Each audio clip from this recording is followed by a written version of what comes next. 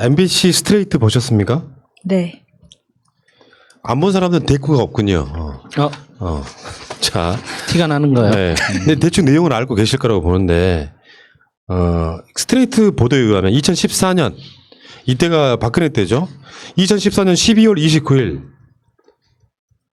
부동산 3법이 통과됩니다. 첫 번째, 민간 주택에 대해 분양가 상한제를 사실상 폐지시키고, 이게 놀라운 건데, 이게 예전에 몇 달 전에 정의원 정권연장식 같은 걸 다룬 적이 한 번 있어요. 이 법을. 재건축 초과 이익 환수를 3년간 유예해주고 재건축 조합원에게 최대 3개의 주택을 허용하는 거야. 이렇게 하는 이 재건축 특혜법이죠. 이게 3개가 통과됐어요. 그래서 봤더니 가장 이득을 본 국회의원 중에 한 명이 주호영이더라. 이 법이 통과되고 나서 6년 사이에 23억 원을 벌었고요. 아파트 분양권이 2채가 확보되는. 그래놓고 주호영은 이번에 국회 교섭단체연설에서 문재인 정부의 부동산 정책을 막 비난합니다. 야, 6년에 23억이면 1년에 한 4억 정도를 그냥 아무것도 안 하고 그냥 1년에 4억씩 벌었다는 거잖아요. 우리 그 연봉 4억 정도 하는 직장이 있을까요? 국회의원도 1억이 조금 넘는데.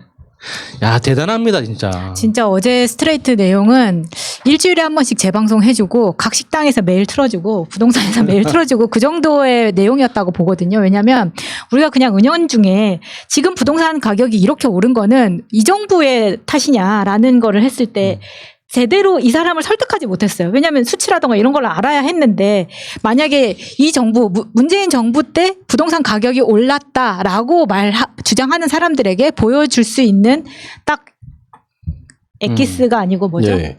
그 당시에 이 주호영하고 비슷한 특혜를 누릴 정도의 국회의원들이 당시 새누리당이 23명이었고 민주당 5명이었는데 지금은 민주당의 국회의원 1명도 없답니다. 그분 그때 찬성했던 사람들. 그중에 새누리당 소속으로 지금 그 당시 찬성했던 재건축 대상 아파트 보유한 사람들이 누구누구였냐 이름 불러드릴게요.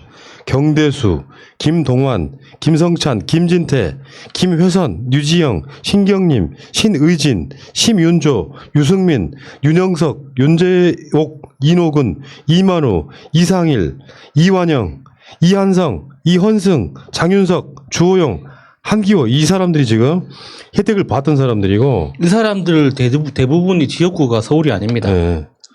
그리고 그 당시에 부동산 3법을 반대한 국회의원, 민주당 국회의원 다 합쳐가지고 지금 김태년, 국회 부의장 김상희, 이인영, 홍익표, 김경엽 그리고 심상정 반대했던 사람들이 지금 이게 남아있다는 거야.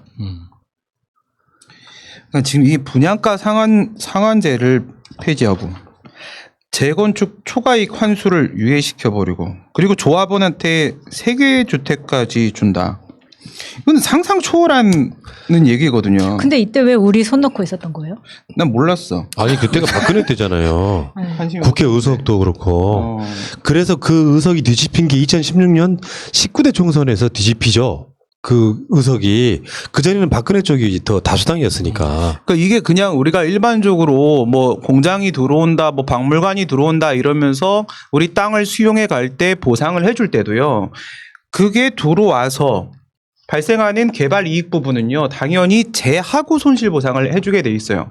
개발 이익을 제하지 않는 법은 없거든요. 근데 여기서 초과이익 환수 이 개발 이익 부분도 뭐 이런 식으로 한다라고 얘기를 하니까 전 이제 사실 부동산에 별 관심이 없어서 그냥 살아왔는데 지금 이걸 보면 느끼는 거는 지금 이 완전히 고도 비만 상태에 있는 서울 수도권 지역의 이 문제를 부동산 문제를 해결할 수 있는 방법 중에 아까 이렇게 세종시를 보내고 하는 문제도 있지만 재개발 재건축을 해야 돼요. 지금 우리가 재개발 재건축을 해서 용적률을 높여야지 문제가 해결될 수 있는 부분이 있는데 이래 버리니까 재개발 재건축에 대해서 사람들이 거부감이 있는 거예요.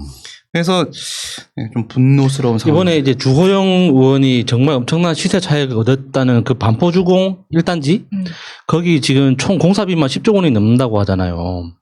그러니까 지금 현재 그 강남 반포동 그 인근에 사는 분들은 문재인 정부에 대해서 큰 불만이 없습니다. 왜냐면은 박근혜 정부 때 이미 이익을 보장받았거든요. 그러니까 지금 현재 부동산 정책 때문에 자신들의 이익이 흔들리거나 뭐 심대하게 피해를 입거나 하는 게 없어요.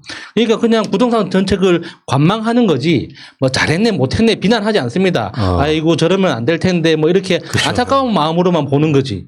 그러니까 그만큼 이 부동산 정책에서 이미 이익을 가진 사람이 이익을 더 큰 이익을 가져가도록 하는 건 박근혜 정부 때 끝난 거예요. 예, 그러니까 지금 예를 들어서 아파트가 뭐 주공이어서 한 5층짜리 아파트가 있었다고 쳐. 근데 지은 지 한 3, 40년 됐어. 재개발을 해. 그러면은 그 아파트의 그 면적에다가 층수를 5층짜리였던 거를 30층을 짓는다고 생각해 봐요. 그걸 누가 가져가죠? 물론 이제 개발하는 뭐 시행사나 뭐 등등 여러 가지가 있겠지만 그러니까 이게 너무 노다지다. 이렇게 되면은 지금 아까 말한 것처럼 분양가 상한제라든지 초과이익이 환수라든지 또는 뭐 재건축 조합원한테 최대 3개의 주택까지 나눠준다라든지 이런 걸 그냥 할 수 있게 만들어주면은 그 자체가 이제 완전히 투기. 예. 대박 나는 사건인 거 같잖아요. 6년 동안 23억 벌었다면 그래 놓고 국회에 와서는 문재인 정부가 부동산 정책을 어쩌네 저쩌네 말을 하면 이런 자들이 대한민국에 비일비재하게 많이 있고 특히나 이 미래통합당 같은 데 많이 있다는 거 아까 제가 명단을 읽어드렸잖아요. 네. 이런 놈들이 문재인 정부의 부동산 정책을 실패하면 사실 좋은 놈들이잖아요. 그렇잖아. 그렇죠. 막 집값이 오르면 좋은 놈들이잖아. 얘네들이 집값이 오른다고 정책 실패했다고 공격하는 게 이게 말이 되냐 말이에요. 그러니까요. 그러니까 노무현 정부의 부동산 정책으로 이득을 본 게 이명박근혜 때인데 이명박근혜 때 분양가 상한제 풀어주고 결국 그 결과가 문재인 정부 때 일어난 걸 가지고 그때 다 덕본 사람들이 이제 와서 문재인 정부를 규탄한다는 게 말이 되냐고요. 주말 사이에 포털에 실검 1위가 나라가 네 거냐 이거였어요. 그때 돈 벌었던 사람들 그냥 부동산 관계자들 나와서 예. 그 시위한 거였거든. 집회한 거였거든요. 뭐 이런 거를 언론에서는 또 대대적으로 써줍니다. 왜? 이익 집단이니까 관계가 있으니까. 그 손혜원 의원 이야기도 마찬가지 아닙니까? 사실 알고 보면은 목포에 새롭게 개발하려고 하는 저쪽에 아파트 단지가 있고, 근데 구도심이 너무 죽어가. 말도 안 되는 그 구도심을 살리기 프로젝트 하는데 아무도 안 해. 내가 선도적으로 주위 사람들이랑 같이 모아가지고 거기에 지금 막 엄청 싼 가격으로 사가지고 개발하자. 요것은 뭐 문 대통령의 최측근인 문정순 그러니까 김정숙 여사와의 가장 가까운 뭐 동창인 손혜원이 정권의 그 뒷배를 배경으로 해가지고 부동산 투기하려고 했다고 막 지들끼리 손혜원 관련해서 막 TF 만들고 결국 손혜원 의원은 그것 때문에 정권에 부담 안 주겠다고 탈당해서 민주당으로 돌아가지도 못했죠. 그러니까 지역에 구도심을 개발하자. 부동산 투기로서가 아니라 문화적 가치가 있기 때문에 여기에 대해서는 막 공격하면서 지들은 서울 어디 무슨 뭐 재건축 단지 같은 데서 막 몇 년 만에 몇십억씩 벌어들이는 이런 짓들을 하고 있는데 최소한 국민들 입장에서는 아셔야죠. 미래통합당이 어떤 낯빛을 하고 있는데 주말에 뭐 집값 관련해 가지고 막 데모하러 나오니까 시위하러 나오신 분들 꽤 있었어요. 예. 근데 근데 골 때리는 게 시위가 어떻게 돼야 되냐면 집값이 올라간다. 반대한다라고 하는 시위가 아니에요. 세금 폭탄이라고 시위를 하고 있는 거. 난 집 한 채인데 나 세금 폭탄 막기 싫다 그런 뉘앙스였어요. 그 세금 폭탄이라는 게 뭐 1년에 60만 원씩 내다가 내년에는 80만 원 내야 된다. 20만 원짜리 폭탄이 떨어졌다 이거잖아요. 20만 원 세금을 못 낼 정도면 반성해야죠. 그러니까 그 하우스푸어 본인이 이제 하우스푸어라고 주장할 수 있는데 저는 그건 사실 아니라고 생각하고요. 그리고 이쪽 사람들은 돈은 권력이라고 생각을 하는데 제 안타까운 부분이 손혜원 의원 부분도 그렇고 김의겸 의원이나 노영민 의원이나 그러니까 같이 출발선상에 같이 뛰었어. 돈이 많은 사람이 저 앞에 가고 있어요. 근데 내 뒤에 여당 국회의원들 하나씩 쏘는 거예요. 하나씩 쏴가지고 집 팔아서 나가 떨어지게 만들고 나는 점점 더 부자가 돼가지고 박덕흠 같은 경우에는 공시지가만 250억. 솔직히 실제로 보면 한 500억 정도 될 거라고 생각이 드는데. 넘죠. 네. 아니 그런 사람들 놔두고 지금 이게는 언론하고 같이 판을 짜고 이걸 다 주도해 나간. 아니 지금 20, 30대가 집을 사기에 빠른 나이인데 영혼까지 끌어모아서 집을 사면서 영끌이라고 해요. 네, 문재인 정부를 욕하는 거 이거는 팩트에 대해서 모르기 때문에 이런 애들이 투자를 한다는 거는 폭망의 지름길이라고 볼 수 있는 겁니다. 너무 사람들이 미래통합당 사람들은 너무 표리부동하잖아요 지금. 사실 ETF 같은 경우도 윤미향 의원 사건에서도 마찬가지였었고요. 그 전까지 매춘부라고 그렇게 막 놀리던 사람들이 갑자기 무슨 여성인권 운동가라고 하면서 뭐 도와줘야 된다 이런 소리 하는 거랑 똑같은 거예요. 뒷구녕으로 다 이런 짓거리 하면서 초과이익 환수 못하게 하게 되면은 사실 이렇게 아파트 새로 지었을 때 내가 분양받는 물건이 있잖아요. 그럼 그 물건에 대해서 이제 내가 분담에 된 자기 분담금이라는 걸 내야 돼요. 예를 들어서 내게 만약에 1억 5천짜리인데 저기 이제 나중에 받게 되는 게 그게 만약 3억이다. 그러면 나는 1억 5천에 자기 분담금을 내야 되는데 이런 것들을 초과이익 환수를 안 하게 되면은 그 분담금이 없어질 수가 있단 말이죠. 그러면 꽁돈이 또 생기는 거예요. 그게 국가한테 돌아가야 될 돈을 지들 주머니에 다 착복을 해놓고 나서 지금 와가지고 집값 오른다라고 이러면서 서민 코스프레나 하고 있는 게 너무 표리부동하고 더 벌고 싶은데 못 벌게 한다고 지금 투정 부리고 있는 그러니까 거죠. 박덕흠은요, 더 문제는 이 사람이 국토교통이 19대, 20대, 21대 계속 하고 있는 게 더 큰 문제입니다. 너무 이해관계자예요. 최소 부동산을 통해서 대박을 내고 있는 사람. 예. 박덕흠이 최근에 정진석하고 사돈됐죠? 네.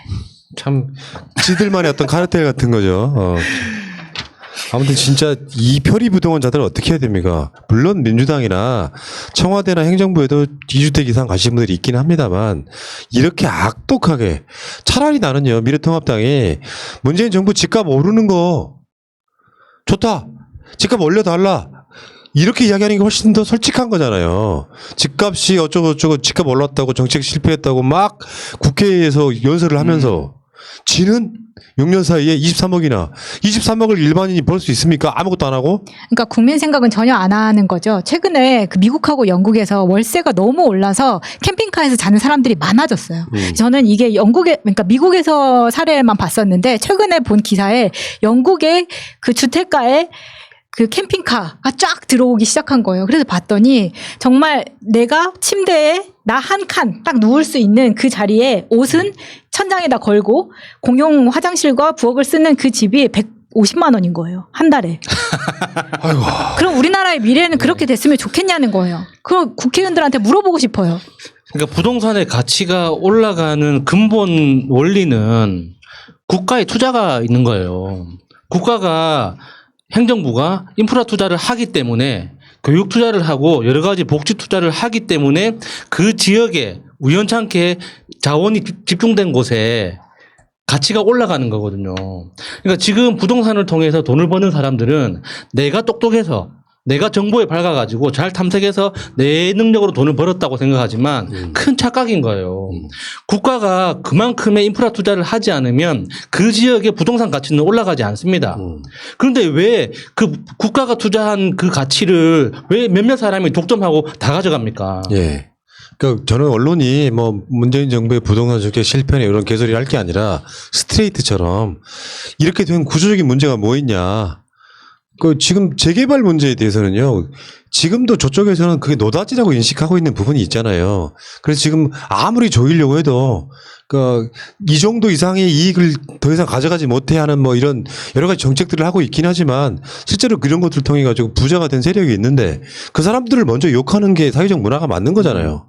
근데 열심히 하고 있지만 그게 좀 효과가 잘 안 나온다고 그래서 문재인 정부를 비판할 문제는 아니라고 생각해. 최소한 우리 같이 집 없는 서민들 입장에서는 욕할 수 있어. 그러나 저쪽 사람들이 문재인 정부를 욕할 일은 아닌 거지. 그렇죠. 사실은 정책이 실패할수록 이득을 보는 자들인데. 그러니까 언론들은 이제 수박 거달기식으로 무슨 문재인 정부 장관들이 누구누구는 다주택단에 이런 개소리들 하시는 거죠, 지금. 아무튼 스트레이트 고생했습니다.